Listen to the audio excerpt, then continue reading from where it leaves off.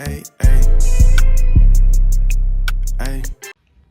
Yo, it's Day, man. Back with another one. Know it's been a minute, but we gonna talk and smoke about the Pistons and what we've done this off season, as compared to the rest of the teams in the Eastern Conference.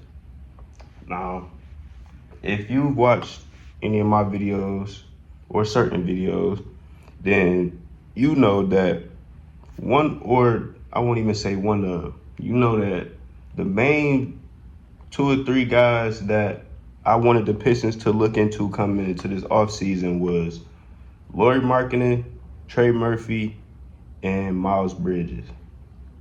Now, we didn't get any of those guys. We haven't got any of those guys yet. I don't believe any of them were free agents. Miles ended up getting traded, and Trey Murphy and Lauri Markkanen are still with their teams. So, at this point, the moves we made was acquiring John Collins from the Clippers. We sent Isaiah Stewart to Memphis. We got Isaiah Joe from OKC. We re-signed Kevin Huerter to a contract that he does not deserve. And we drafted, I believe it's Abuka Okori. I believe that's how you say his name. The guard from Stanford. And we drafted a center through a trade. I want to say from San Diego or South Carolina. I can't remember exactly which school. Defensive-minded, big. He's either 6'11" or he's 7 foot, something like that. While I do appreciate the moves we made, if I'm being completely honest, John Collins is a good pickup, all things considered. Getting Isaiah Joe was a great pickup, in my opinion. That's my favorite move that we made this offseason. I was very disappointed with letting go of Isaiah Stewart, though, especially with the situation that we have with Jalen Duren, because barring Isaiah Stewart missing a bunch of games, he would have been a great replacement for Jalen Duren for our team. For number one, the continuity that he has with everybody on the team. Two, he can do pretty much everything that Jalen Duren did. If you want to argue me, so be it. I actually watch like damn near every Pistons game, bro, unless I'm at work. So, he can do pretty much everything Jalen Duren can do, and he can shoot the three, better defender, all that. So I'm disappointed in that. I'm not mad at us letting go of Tobias Harris. I'm not mad at us. Like I said, Isaiah Joe is my favorite pickup for us, and we getting him to replace Karis LeVert. So I'm not mad at that. That's an upgrade. In my opinion, John Collins instead of Tobias Harris is an upgrade. Probably not so much offensively, but I don't think it's a crazy drop-off offensively, if I'm being completely honest. Yeah, Tobias Harris could probably create his shot better a little more, but Tobias Harris is inconsistent, and he wasn't good defensively, and those are two things I think John Collins might have over him at this point.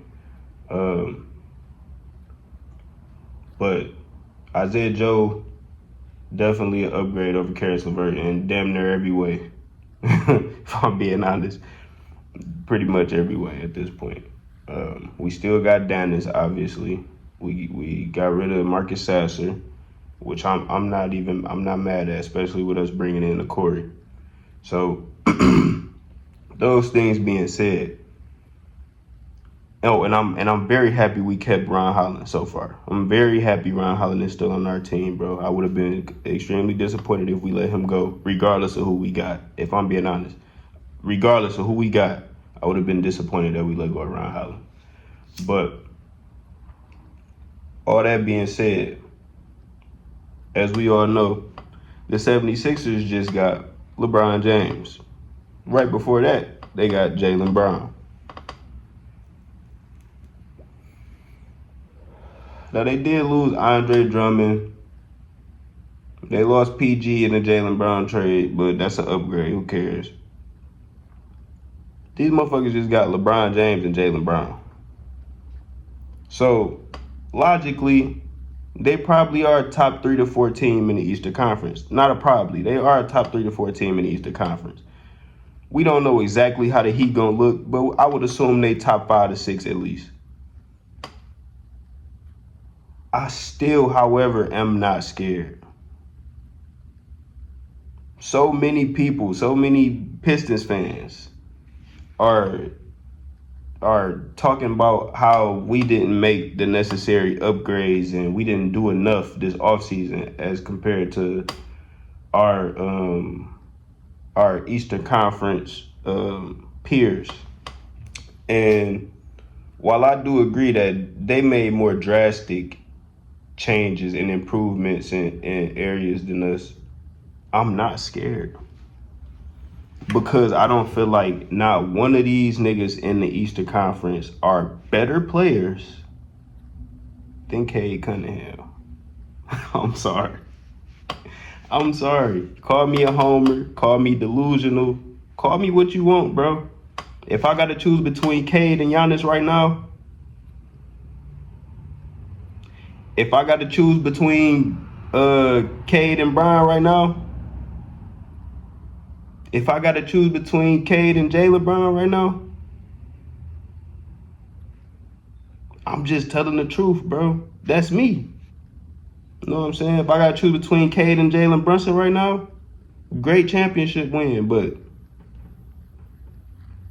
that's me. You know what I'm saying? So I'm not worried, and I don't think Jalen Duren is who a lot of people think he is. I said that last year. He was not good at all defensively last year until, I'm not talking about this season that just ended. I'm talking about the 2024 season. He started picking it up in the second half of the season, but he showed us early who he was defensively. And when we got to this season, he looked like he was continuing his improvement defensively and IQ wise from last season. And we was the number 1 seed for so long. He had so many games where he looked like he was improving his overall game and he was being fairly consistent defensively, that he tricked me. Let me just be honest, he tricked me. He made me believe that not only was he improved, he made me believe that he would continue this improvement. And he made me believe that he had this confidence in himself that he showed later on in the season he did not have. When we got to the playoffs, in the first round against Wendell Carter Jr., he got his lunch ate pretty much every game. How we won that series despite his performance, it's a miracle. And if he would have showed up more in that Cavaliers series, that's an easy dub. K also he ended a couple games terribly and sold a couple games with the way he ended. I want to say it was games 3 and 4.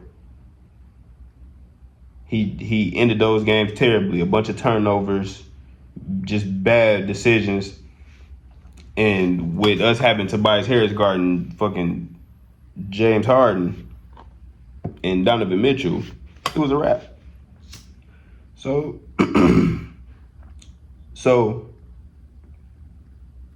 I'm not as upset about the possibility of losing Jalen Duren as a lot of people are. I don't have the patience for us to be grooming this nigga who is as inconsistent as he is when it comes to hooping when we need him the most, and his defensive identity. I'm not as patient with the idea of keeping him and grooming him and seeing what he will become. Because as of right now, I'm thinking he gonna be a DeAndre Ayton type of motherfucker, and I have no patience for those. No patience. I have no patience for niggas who have who have all the talent but don't have the motor. And then you asking us to give you $250+ million.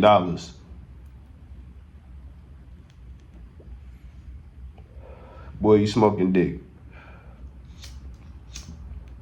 You smoking it. Your ass need to go work on your mid-range and your 3-point shot and your handle and your passing and your damn defense.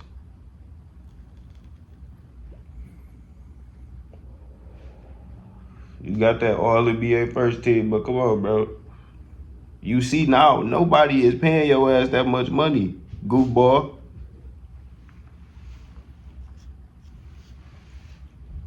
Well, I was finna call his ass goofball tomorrow, but your ass don't even deserve that. You just a goofball. But anyway, if we can tie this young guy, this young center that we drafted in quick enough, and with us still having Paul Reed, who I have tremendous belief in, I think we're gonna be fine. I truly think we're gonna be fine. I don't want to start John Collins though. I would rather John Collins come off the bench either next to the young center or as our backup center. I'd rather start Asar at the 4. With Paul Reed being able to shoot the mid-range and space out to the 3 sometimes, I think we'd be good with Asar starting at the 4 and possibly having Isaiah Joe play the 3.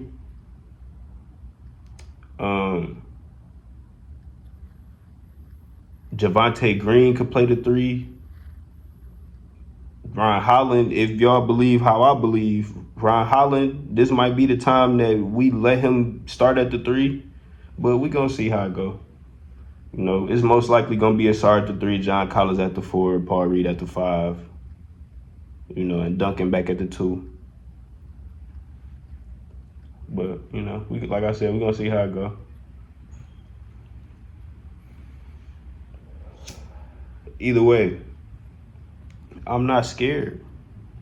Because if we go against the Sixers, our bench is better than theirs. Even if y'all starting lineup is more talented, our bench is better than y'all's. And y'all can't trust Joel Embiid to finish the season. Y'all can't trust Joel Embiid to even go through the playoffs healthy. And 90% of the time he gonna be on the court in the playoffs, he gonna be foul baiting and falling all over the fucking place, and he gonna be a defensive liability. Especially going against a nigga like Paul Reed, who got extreme motor, constantly going and going. Feel me? Defensive glass, offensive glass, cutting, pick and roll, popping out, like everything. He had trouble with somebody like that, so I'm not worried. The Heat don't have enough with their guards and wings for me to be worried. Y'all front court is lit for sure, but I'm not worried about y'all guards and y'all wings. I'm not worried about a nigga like Davion Mitchell trying to guard Cade. I'm not worried about that. The Celtics, to me, y'all just don't have enough. I'm not worried about Peyton Pritchard trying to guard Cade. And if you're not having Peyton Pritchard guard him, who is? Derek White? Barbecue. Barbecue. And if Derek White guard him, that means Pritchard gonna guard Duncan. Barbecue. Duncan shooting over that nigga every game. Every play. The Knicks, y'all been barbecue. Not worried about y'all. I don't give a fuck how many championships y'all win. Not worried about y'all. That being said, yeah, they might have made these upgrades that we didn't make because they was further down than us. They needed that. You know what I'm saying? The Sixers just came back. Them niggas was down 3-1 to the Celtics. They should have lost in 5. They probably should have got swept. But the Celtics was just ass. They sold. They sold. Then the Sixers went on to get swept by the Knicks. Y'all had to make them upgrades like that. You know what I'm saying? And while people might look at this like, okay, yeah, the Pistons had to make upgrades, blah blah blah. The Pistons had. What did y'all say we needed the most? Shooting. Well, we just re-signed Kevin Huerter. We replaced Karis LeVert with a much better shooter and Isaiah Joe. We still got Dennis Jenkins.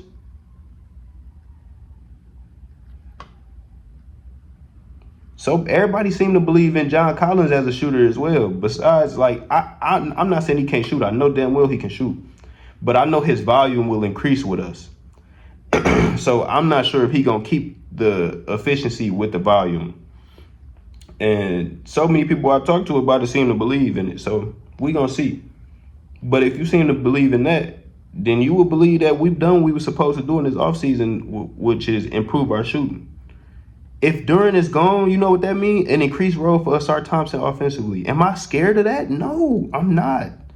Because if these guys is going to be what we hope and we believe they can be, then these niggas have to make these leaps. We have to get them room to make these leaps. Simple. I was already asking for Asar to have the ball in his hands more. He's not a great off-ball offensive player. You feel me? He can set some screens and roll. I wish they would have did that more with him as well last year. Hopefully we do that more with him this year as well. But anyway, I was asking him to put the ball in his hands more last season because he's not a great off-ball offensive player. Obviously, if we just gonna let him sit in the fucking corner, and we know he's not a good shooter, we're gonna just let him sit in the corner. And we got to be consistent with the shot attempts that he get from three throughout the season as well this year. Because last year he started off the season shooting a lot of threes, a lot of open threes. And even if, to me, in my personal opinion, even if you're not making them right away, you need to keep shooting them. You gotta have that experience shooting that shot in game and getting them nerves off when you wide open. You feel me? You gotta see that bitch go in sometimes. Feel me? You can't just miss a bunch of them and then just stop shooting them, because now you don't have no, you feel me? You're not even thinking that bitch gonna go in at all when you shoot it or when you have to shoot it. So when he started back shooting in the damn playoffs, he having to shoot the three, it was like nerve wracking, because if we was gonna get to this point, we should have had him continuously doing it throughout the season, even when he started out the season missing, because him and Ron both started out the season missing them bitches. But Ron kept shooting them. He started seeing them go in sometimes. And now you would believe, just like I would believe, that Ron is a better shooter than Asar. When a lot of reason behind that could be that Asar just didn't get as much in-game experience shooting that bitch as Ron did. He wasn't able to develop the confidence that Ron was from getting them shots up and seeing something go in. And Ron had a good amount of high momentum buckets, period, but threes as well throughout the season. Shit like that give you confidence. But I'm hoping we can make up for that this year with Asar. Let him get his shots up, bro. I know he putting the work in the offseason. Let him get them threes up consistently throughout the year so he can develop that confidence. So when we need his ass to do it for real in these big games and these big moments, he can do it. And we not sitting there shitty because the same shit happened last year. So I'm just not as worried as everybody else is, man. If I'm being honest, this might be K's MVP year. To me, he should have been MVP last year. Anybody we have seen have a record like that with the load to carry that K had, they won MVP. Tell me I'm wrong. They won that shit. So next year probably be his MVP year. That's assuming we finish top 3 seed. Yeah, that's assuming we finish the top 3 seed in the East specifically. But shit, top 5 in the league. He putting up similar numbers. You know, Jalen Duren will be gone, or he probably be putting up even better numbers with Jalen Duren being gone. But yeah, we gonna see how this shit go, man. But like I said, I'm not as worried as everybody else, man. Let's calm our nerves a little bit. You know what I'm saying? Let's believe in our team, because we have a team that I believe we can fucking believe in. You know what I'm saying? I have faith that Asar and Ron and Javante Green and Paul Reed can, even like besides K, because obviously K gonna do what he do. I have believed that those guys gonna keep our identity alive, even with Duran and Beef Stew being gone, because obviously Duran was a fucking fraud anyway, and Jenkins talked that shit too. So we still Detroit, bro. I was sick about Stu leaving because he's so big for our identity, but we still Detroit. We gonna do us. So let's tip our emotions a little bit. You know what I'm saying? Put that faith back in the Pistons and Cade and the team that we done built over the last couple years, bro. The team that's been steadily improving the last couple years. And let's go out here and do this shit again. And let's win this bitch this time. You hear me? So I'm gonna be right back with another one. And especially if something happen, I'm gonna be right back with another one. So like and sub for me. Peace out.